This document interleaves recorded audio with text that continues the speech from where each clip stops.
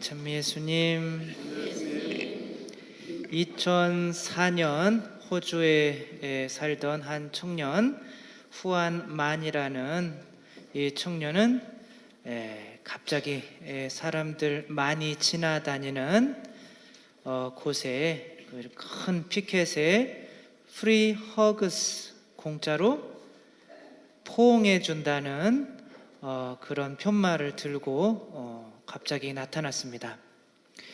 사람들은 이 청년이 공짜로 허그해 준다는 것을 보고 치안인지 알고 아무도 그에게 다가가려고 하지 않았습니다. 이 모습이 어쩌면 예수님의 모습인 것 같습니다. 예수님께서 공짜로 우리를 안아주시겠다고 저렇게 팔을 벌리고 있는데 사실 많은 사람들은 예수님을 피해서 예수님께 안기지를 않습니다. 이 청년은 어렸을 때 어머니, 아버지가 싸우고 이혼하시려고 하는 그런 것 때문에 정말 자살까지 생각하면서 밤에 뚜벅뚜벅 밖으로 걸어 나왔는데 어떤 아주머니께서 아무 말 없이 울고 있는 이 아이를 이렇게 안아주셨습니다. 아무 말 없이. 그 포근한 느낌에 이 아이는 다시 살아야겠다고 느꼈습니다.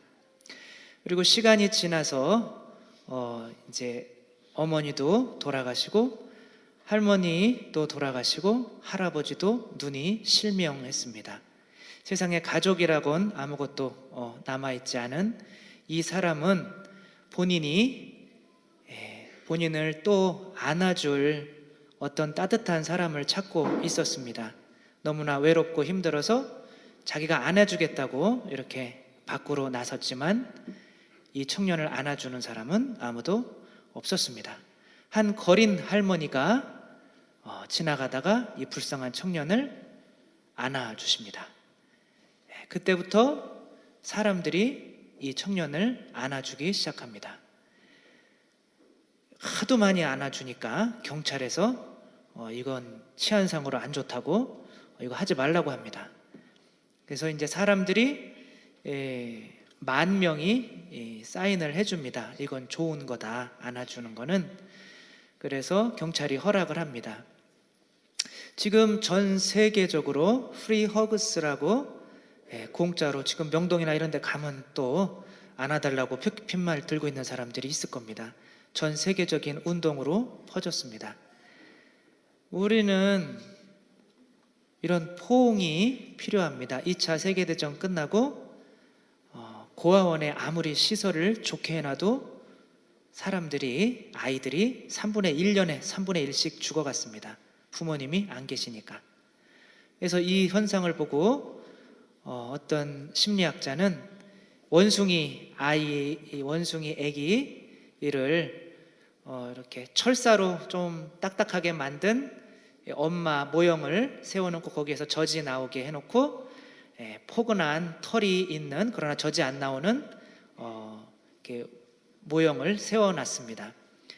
이 아기 원숭이는 배고프면 젖 먹을 때만 뛰어 올라가서 그 딱딱한 철사로 된 그 철을 그 엄마한테 젖을 빼먹고 나머지 모든 시간은 이 포근한 젖도 안 나오지만 포근한 이 어머니 인형에 이렇게 붙어서 살았습니다. 그러면서 깨달았습니다.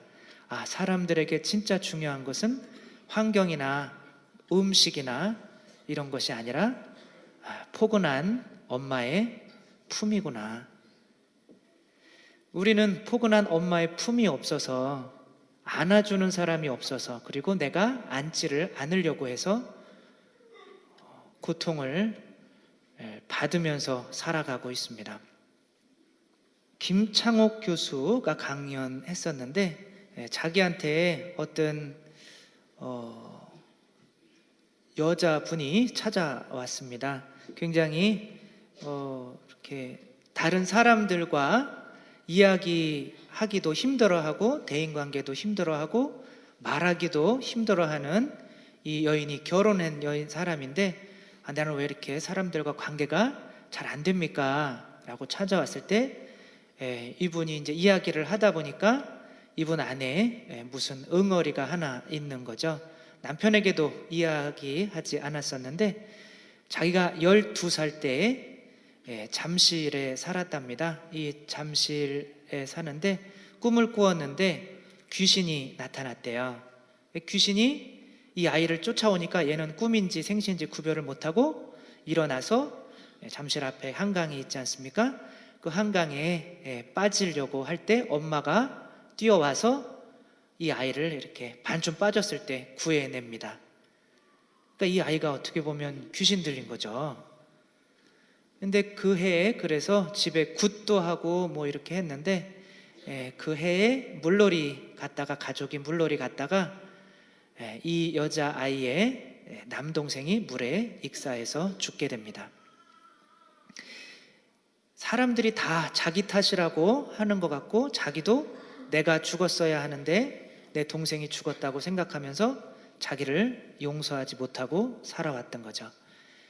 이 교수님이 혼자 있을 때 당신 자신 안으로 들어가서 12살짜리 당신 자신을 이렇게 포옹해 주면서 괜찮아, 그거는 네 탓이 아니야, 괜찮아, 너는 아무 잘못도 없어, 괜찮아, 아무것도 아니야 라고 포옹해 주라고 했습니다.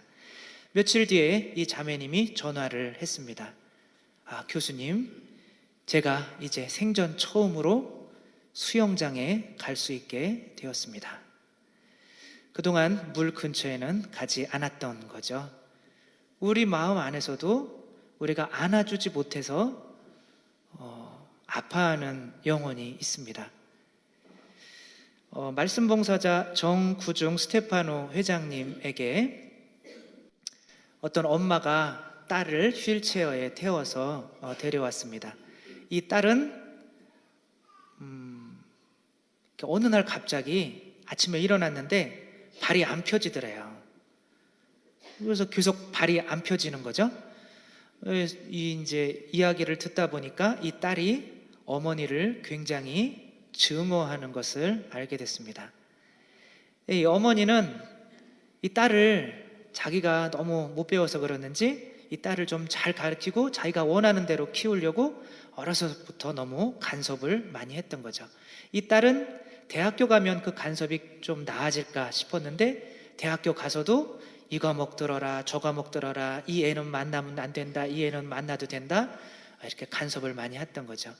이 아이는 그때부터 어머니가 너무 증오스러웠고 어느 날 갑자기 학교에 가려고 일어났는데 다리가 펴지지 않았던 거죠. 그래서 이 회장님은 이 아이에게 너 걷고 싶냐? 걷고 싶으면 어머니를 용서해라, 용서하고 안아줘라. 이 아이는 절대 나는 어머니를 용서하고 안아줄 수가 없습니다. 그러면 너는 못 걷는다. 그래서 한 달 정도 지났는데 이 아이가 그래도 걷고 싶어서 기도를 했대요. 제발 어머니를 용서할 수 있게 해주십시오. 한 달 동안 매일같이 기도를 했는데도 용서가 안 되더랍니다. 근데 어느 날 갑자기 어머니랑 같이 기도하고 있는데 어머니가 어머니 소리만 들어도 막 몸에 이렇게 소름이 돋고 그랬는데 그날은 어머니가 보고 싶더래요. 옆에 있는 어머니를. 그래서 이렇게 봤습니다. 어머니를 봤는데 굉장히 처량하고 불쌍해 보였답니다. 그래서 이 청년은 두 손을 이렇게 예수님처럼 벌립니다. 신부님이 기도하는 것처럼. 이 모습이 예수님이 제일 좋아하는 모습입니다. 이 어머니는 딸이 손을 벌리고 있는 것을 보고 그 품 안으로 자기도 이렇게 들어옵니다. 딸이 그럽니다. 엄마 미안해요. 내가 엄마를 지금까지 너무 증오했어요. 엄마도 미안하다. 내가 너무 지금까지 내 마음대로 너를 키우려고 했다. 그때 다리가 펴졌다고 합니다. 우리가 다른 사람을 용서하지 않고 받아들이지 않으면 그게 그것으로 끝나는지 아는데 그거는 내 자신을 죽이는 겁니다. 예수님이 아버지의 뜻을 받아들이지 않고 팔을 벌려서 십자가에 못 박히시지 않았다면 예수님은 아버지와 관계가 아주 끝납니다. 예수님의 진짜 죽음입니다. 부활을 못하죠. 예수님이 또 팔 벌려서 우리 죄 때문에 저렇게 십자가에 고통받고 아파하시는 예수님, 팔 벌려서 우리를 맞이할 준비를 하지 않으면 예수님도 우리 자신도 아무도 살 수가 없습니다. 그 프리 허그스라고 하는 사람이 이렇게 편말 들고 있는데 아무도 안아주지 않았어요. 근데 이제 이렇게 안아주기 시작하자 서로 이제 제 그 영명 축일날 유치부 애들이 저를 많이 이렇게 안아줬습니다. 유치부 아이들은 조그마니까 저를 안기가 힘들잖아요. 근데 이상하게 저를 꼭 껴안는 아이들일수록 제가 기억에 많이 남더라고요. 그럴 것 같죠? 예, 어떤 아이들은 그냥 건성으로 그냥 이렇게 막 안고 가는 아이들이 있는데 어떤 아이들은 정말 제 속에 푹 파묻혀가지고 저를 안아줬던 이 몇 명의 아이들이 있었습니다. 안아주는 거 내가 저 사람 안으로 들어가는 겁니다. 예수님이 우리를 안아줘서 예수님이 뭐예요? 하느님 나라죠. 사람 손으로 짓지 않은 3일 만에 짓겠다고 했던 거는 이 성전을 의미하기도 하고 예수님의 몸으로 들어가는 거는 하느님 나라로 들어가는 겁니다. 우리가 예수님께 포옹하면 예수님께 들어가지만 예수님도 동시에 우리 안으로 들어오십니다. 말씀과 성체를 통해서 우리 안으로 들어오시는 거죠. 이 포옹해 주는 거, 내 자신을 용서하고 하느님께 불평불만을 했던 거 용서하고 하느님 그래요. 감사합니다. 당신을 안겠습니다. 그래 내 자신도 용서하고 그래 너 지금까지 잘 살아왔다. 이웃들도 내가 미워했던 사람들도 모두 안아줄 수 있는 마음이 있을 때 나도 살고 이웃도 삽니다. 마리아 고레티 11살이었습니다. 자기를 17번 찌른 제일 먼저 찌른 게 손바닥에 예수님께서 십자가에서 못을 찔렸듯이 이 어린이가 죽어가면서 이렇게 얘기를 했습니다. 팔을 벌리면서 저는 저를 찌른 사람과 함께 하느님 나라에서 살고 싶습니다. 이게 십자가의 신비입니다. 그래서 그 사람도 성녀가 됐고 자기를 찔렀던 사람들도 회개해서 하늘나라에 들어갈 수 있게 된 거죠. 이 정구중 이분에게 한 고등학생 2짜리 애를 데리고 어떤 청년이 왔어요. 자기 동생이라고 그러면서 전교에서 1, 2등 한다는데 한 달에 한 번씩 발작을 한답니다. 밖에 나가서 막 개거품 불고 발작을 하고 막 대형 사고를 치고 다닌대요. 얘한테 마귀가 들어가는 것 같아서 마귀를 이렇게 구마 치료를 했는데 치료가 안 되는 거예요. 7시간 막 땀 뻘뻘 흘리면서 기도를 했는데 그래가지고 이제 기억 과연 옛날에 어떤 상처가 있는지 기억 치료로 이제 들어갔습니다. 들어가다 보니까 3살 때쯤 가니까 이 아이가 3살 때쯤 다다르니까 입에 다시 거품을 물고 막 눈이 돌아가고 그렇게 하는 거죠. 이 형 보고 도대체 3살 때 무슨 일이 있었냐고 물었습니다. 3살 때 자기 아버지가 알코올 중독자였는데 자기들이 보는 앞에서 자기의 여동생이 더 어린 여동생 애기겠죠. 여동생이 있는데 그 여동생을 칼로 찔러 죽이는 것을 봤다고 합니다. 그 아버지에 대한 증오가 있으면서 그 증오 때문에 아주 어렸을 때부터 이 아이에게 마귀가 들어온 거죠. 아자만 꺼내도 아버지의 아자만 꺼내도 얘가 발버둥 치고 입에 거품 물고 막 그렇게 하는데 잘 설득해서 이 아이에게 나는 아버지를 용서합니다. 나는 아버지를 사랑합니다. 나는 아버지를 내 품에 안습니다. 이런 말이 나오게 했습니다. 그때 마귀가 바로 쫓아내지도 않는데 나갔고 이 아이는 그 이후부터 전혀 발작을 하지 않았습니다. 우리들이 이렇게 살아가고 있는 거 우리들이 정말 품어주지 못하는 게 우리 안에 있기 때문에 그렇습니다. 예수님 당신 우리들이 준 상처들입니다. 여러분 올라오면서 돌도 보셨을 텐데 우리들이 던진 돌 때문에 예수님 이렇게 십자가에 못 박혀 계시지만 신부님이 기도하는 모습으로 여러분들을 안으려고 이렇게 팔을 벌리고 있습니다. 예수님 품 안에 안기면서 예수님 죄송합니다. 사랑합니다.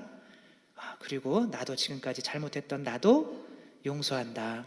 그리고 지금 내 마음 안에 있는 아주 어렸을 때부터 용서하지 못하는 거, 또 창피한 일, 죄졌던 일 이런 거 다 품에 안으면서 예수님께 봉헌하고 그래, 나를 미워하는 사람이군, 내가 잘못했던 거건, 나의 과거에 다른 사람에게 이야기하지 못하는 그런 창피한 일인 건 다 품에 안고 하느님께 봉헌할 수 있을 때 예수님 안으로 들어갈 수 있고, 예수님께서도 우리 안으로 들어오는 십자가의 신비가 그때서야 완성됩니다.